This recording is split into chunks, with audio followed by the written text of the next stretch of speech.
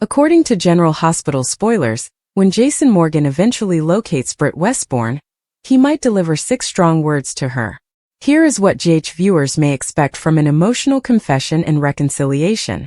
Jason has been thinking back on his relationship with Britt, which many fans feel was way too short.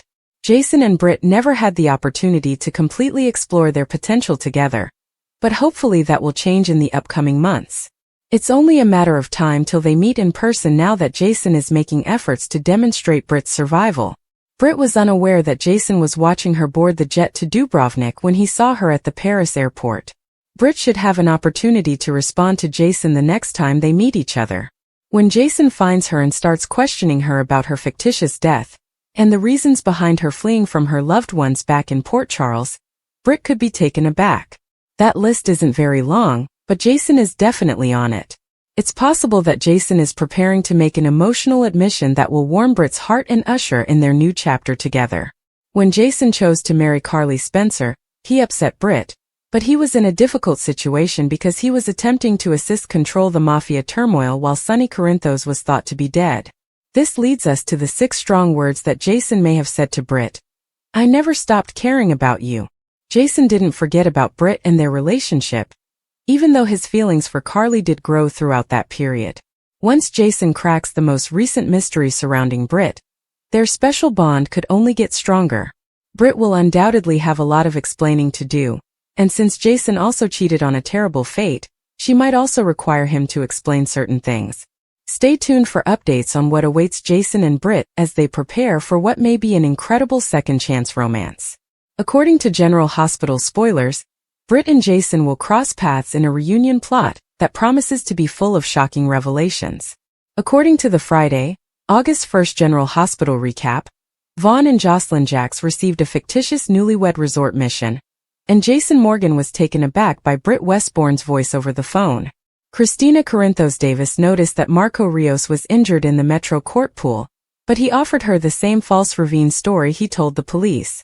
Although Christina was thankful that Marco had saved her life at the pub, she questioned whether he felt bad about it because he was unable to be there for Natalia Ramirez.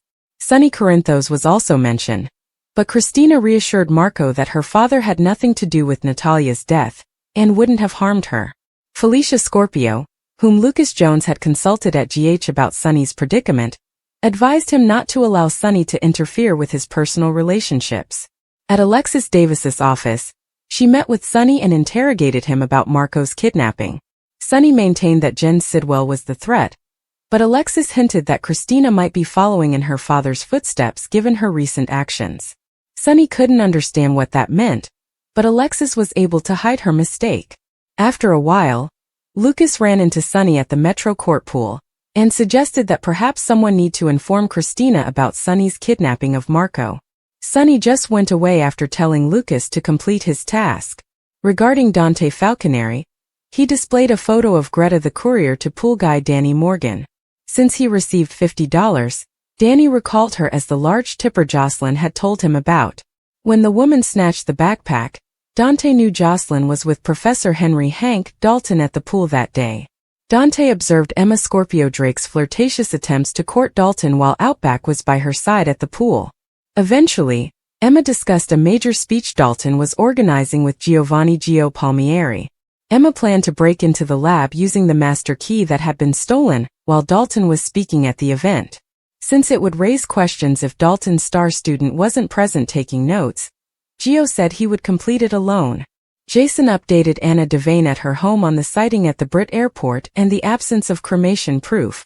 In the end, Anna speculated that Britt might have staged her death to hide her Huntington's-related decline from others. Because doing so could entail disobeying Britt's wishes, Anna suggested against pursuing her. Jocelyn and Vaughn were perplexed as to why they were being removed from the investigation at Jack Brennan's office, but Brennan informed them that Dalton was no longer the main target. Vaughn and Jocelyn were given fictitious names and rings to pretend to be newlyweds, since it was more crucial that they investigate what was going on at the Five Poppies Resort in Dalmatia. Brennan didn't think it was a huge deal, but Jocelyn was concerned about how it would appear if she abruptly stopped being Dalton's assistant. Nevertheless, Jocelyn was concerned that Emma would take her place and end up in danger. Brennan insisted that this mission was crucial, and that failure to do one's duties could result in death. Brennan indicated that this trip could be prolonged if needed, but it was originally scheduled to last 2 weeks. Additionally, Brennan had a private conversation with Jocelyn, emphasizing the need for her to sell her role in this fictitious newlywed romance. At the Five Poppies Resort, Britt wanted her car brought over so she could go out for a beautiful meal. The plan was squelched by a man named Pascal, who noted that there were still unresolved issues because Britt had previously struck a donkey.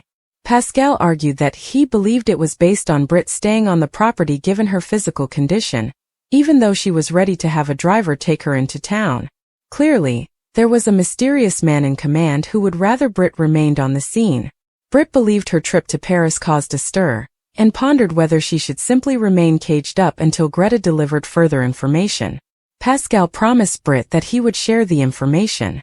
Since Pascal was the manager, he returned Jason's call regarding scheduling a stay there. Jason remembered Britt's voice since he was talking to Pascal on the phone when he heard her storm in, demanding her car keys. After returning to Dante, he met up with Anna once more and informed her of all the information he had received from Danny on the courier. Anna became even more concerned about Emma after Dante revealed that she was becoming close to Dalton. According to General Hospital spoilers, Emma will be protected by Anna, but disaster is still on the horizon.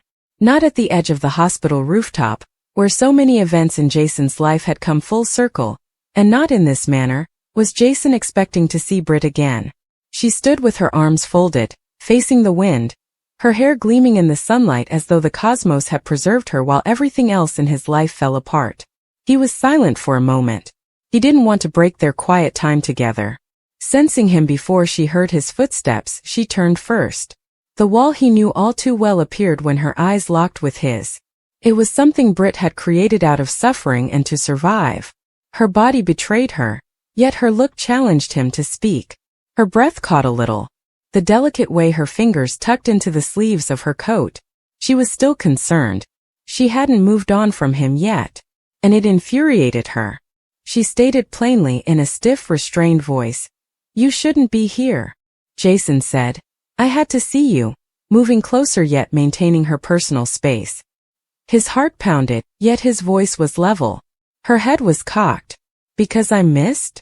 Or is it because Carly isn't available right now and it's convenient?"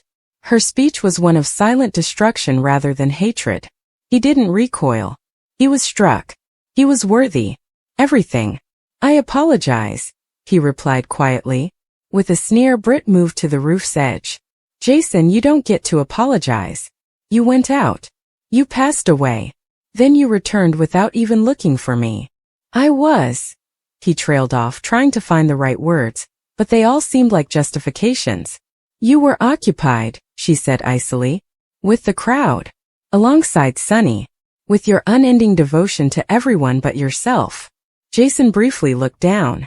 Her charge sounded true to him. Duty had always come before pleasure. Accountability above joy. Although it had cost him everything, it was how he had survived. Finally, he said, "I was scared." His candor stunned Britt, who turned abruptly. "You?" she repeated, truly taken aback. Was Jason Morgan afraid? He gave one nod. "Yes." Her gaze narrowed. "What are you afraid of?" The words hovered between them. "Scared of how much I felt for you." There were 6 of them. Sincere. Tragic. True. Britt froze, her cheeks twitching just enough to have her turn away. "Don't," she said in a tremulous murmur. "Avoid doing this right now. You can't say that right now." "I must," Jason said, taking a step forward. "I meant it at the time. Even now I still mean it. Britt, I had no idea how to deal with it. I believed I was protecting you by letting you go. But I was wrong." She turned to him, furious again. "Do you believe I can handle this easily?" I waited. I was sad. I attempted at least to move on. "But it's unfair that you're returning and saying these things." "I understand," he said. "However, I'm not here to be impartial. I'm here to be honest." Britt gave a sour laugh. "The reality? You were at a loss for words that didn't involve Sunny or Carly. I believed they had died with you because you buried your own emotions so deeply." "They almost did," Jason said in a raspy voice. But more than anything else, I thought about you while I was gone, running, hiding in the dark, and believing I would never see anyone again. You're laughing. On the boat, you were holding my hand. When I needed it, you called me out. Her eyes watered against her will, and she turned her head away once more. He murmured softly, I don't expect anything. You can't just show up and pour this out and expect me to fall apart. She was silent for a long time before saying, I just want you to know what's real. As though striving to maintain her composure, she simply breathed slowly. Finally, in a low voice, she asked, Why now? Jason remarked, Because I couldn't keep quiet any longer. She looked at him and said, Because life is too short and I've already lost too many chances. You broke me, he replied. I know. And I regret that I did. What comes next? Bitterly, she inquired. You want to fix it now? Finish it up with a kiss and a confession? No, he answered. I'd rather not fix it. I'd like to start over. If you will let me to. She remained silent. He could sense the struggle inside her as she trembled and threatened to cry. After the betrayal she had experienced from her mother, father, and those she had once believed to be her loved ones, Britt had never been able to forgive easily. There was a reason she had become so hardened. For the first time in a long time, however, Jason was standing in front of her, his guard down. Her voice cracked as she finally answered. I don't know if I can. Jason said. I'll wait. Once more, Britt laughed quietly and cruelly. You say that all the time. Then something occurs. You sprint. He answered. Not this time. You shut down. I've suffered too much loss. She turned away, her eyes streaming with sorrow. I won't lose you again. He remained still. She wasn't pressed by him. He simply stood there, allowing her to experience whatever emotion she required. There was a long pause before she turned back to him. You uttered 6 words, she whispered. He gave a nod. She said. They hurt. I did. Because I had been wanting them for a long time. And I'm scared now that I have them. Me too, he said. She looked at him then, really looked, and she saw it. The love he had never been able to describe until now, the sorrow he carried, the vulnerability in his eyes. And she saw the guy she had fallen in love with, not because he was Jason Morgan the enforcer, but because he was the one who observed her without passing judgment, who held her hand in times of fear, and who never made her feel as though she had to earn his attention. She remarked, I haven't forgiven you yet. He answered, I wouldn't expect you to. More to herself than to him, she said. But I'm tired of being angry. Don't be then, he said. Be truthful. Be afraid. Get angry. Britt crossed her arms once again, more for consolation than defensiveness, but please don't ignore me. What was the worst part, do you know? What? Gently he inquired. I believe that I was the only one experiencing it. That you never truly loved me. I did, Jason replied right away. I do. She took a tiny step forward as her chest heaved with emotion. He muttered. Then let me show you. I still don't know if I believe you. Caught in the pull she believed she had buried long ago, she gazed at him. She reached out and touched his palm in spite of herself and all of her defenses. Instinctively, his fingers coiled around hers. It was well known. It was fresh. It was horrible. She declared. I'm not making any promises. He declared. I'm not asking for promises. She paused before giving a single nod. I'm asking for a chance. He took a step closer, and for the first time in what seemed like years, they stood together as 2 individuals who dared to believe in what was still possible rather than as 2 people who were tormented by what they had lost. It was no longer heavy, yet the rooftop was silent once more. Hope was in the air, a shaky, frail hope, but hope nonetheless. Jason and Britt stood together in the glow as the sun sank behind the city skyline, unsure of what was ahead but at last prepared to face it together. They didn't slip into a fairy tale in the days that followed. No emotional reunions or abrupt declarations that erased the past were present. Quiet dinners were held instead. Long strolls. Awkward discussions. Moments where Britt would pull away, frightened to believe, and Jason would wait without pressing. She also allowed herself to believe a little more at times. He visited the hospital more frequently to see her as well as on business. because he remembered he gave her coffee without asking how she liked it. She drank it despite making fun of him for it. She smiled around him once again, and then she burst out laughing.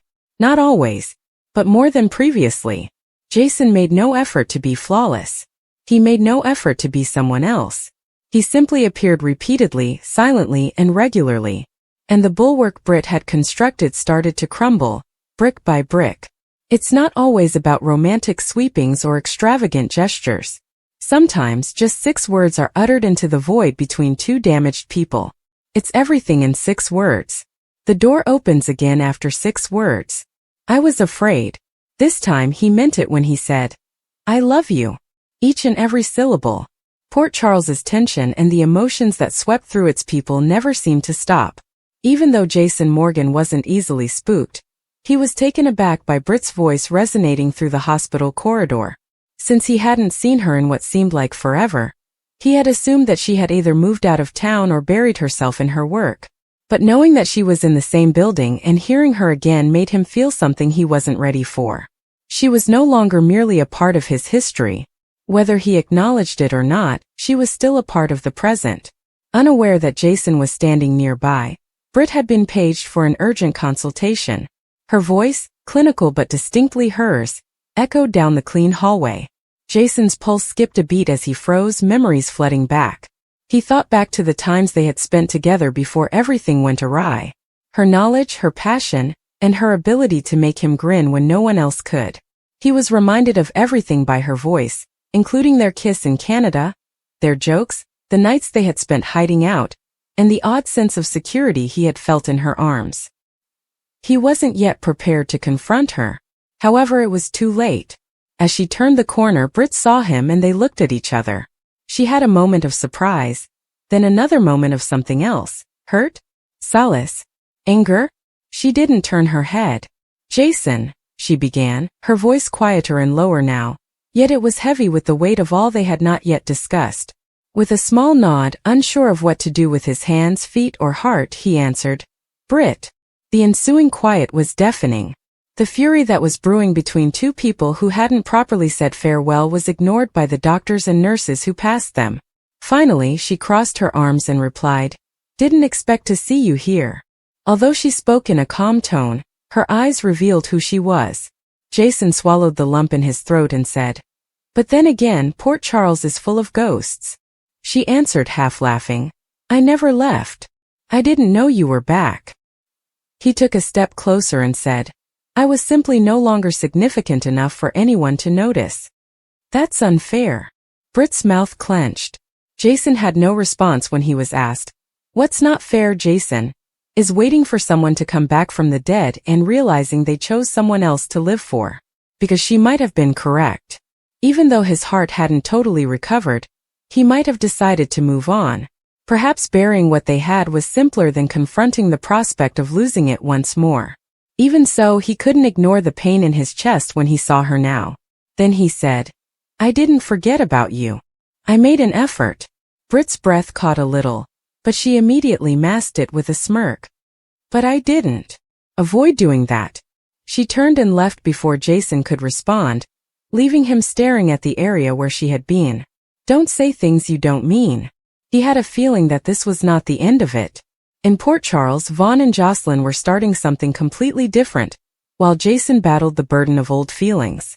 Their relationship, which had previously been questioned, had abruptly changed course.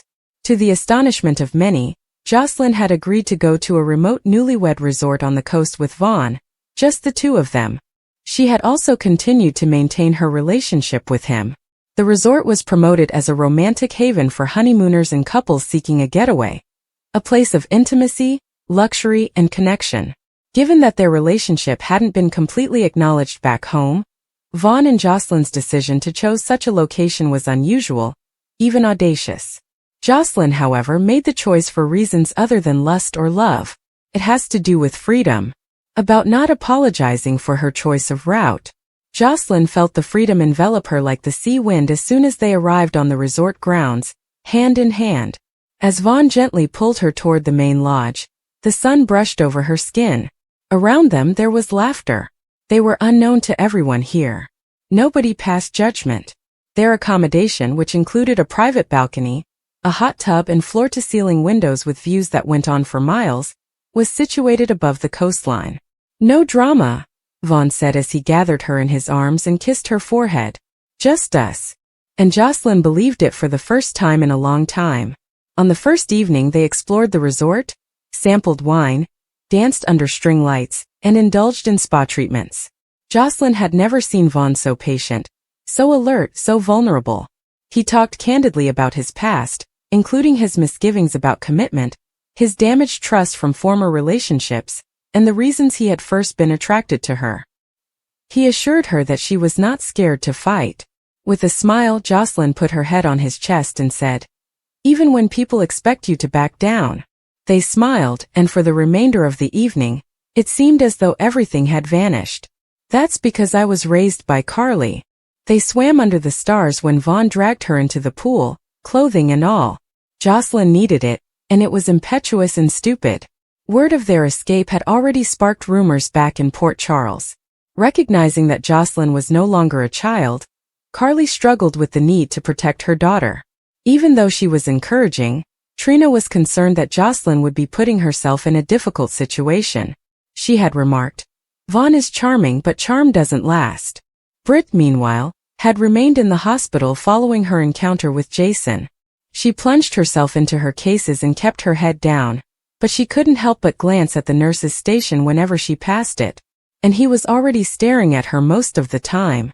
One late night, Britt was by herself in the break room, drinking stale coffee and going over patient charts that she was finding difficult to concentrate on.